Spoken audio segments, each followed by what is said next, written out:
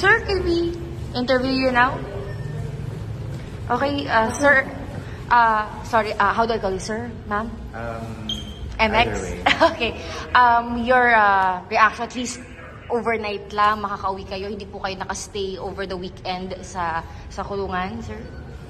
Well, honestly, the overwhelming emotion is more gratitude because, you know, I'm very grateful for a lot of people that have supported me all through. Yeah, basically, I was just thinking of how I can thank each and everyone who were there from the start. This is the second time, I believe, that Yes. you're arrested because of the almost same cases. It must be getting tiresome. Yes. But at the end of the day, I know that this is bigger than what I'm experiencing. It sends a precedent for what might happen for artists that are just going out there creating their own art. so it's Expressing themselves and their, how they express their religiosity, their expressions of faith. Yeah. is it frustrating, sir, for you?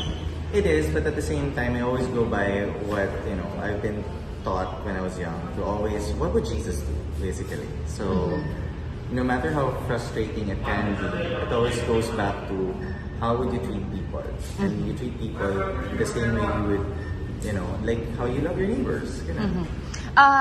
Meron pa po ba kayong ibang mga kaso na possible na ma-arrest din kayo? How are you planning on facing those charges, sir? That's a very heavy question. Yes, there are cases that we're like looking into, but then again, I always am facing these charges with as much as courage as I can muster. But I'm just very grateful for my lawyers and the team that I have that got my back. So ano po to? Balik lang sa normal life. What's your plan? Like, what's next? What's next? Yeah. Kasi meron pa rin kayong, temporary lang po tong paglaya. You still have mga hearings kasi for these charges, diba? So, Yes. what's next? Ano pong plan nyo going forward po? As a drag performer and a drag artist, I will still continue to tell queer stories through my art. And I'm still connected with the Department of Health as a senior health program officer, so I still am going to do that.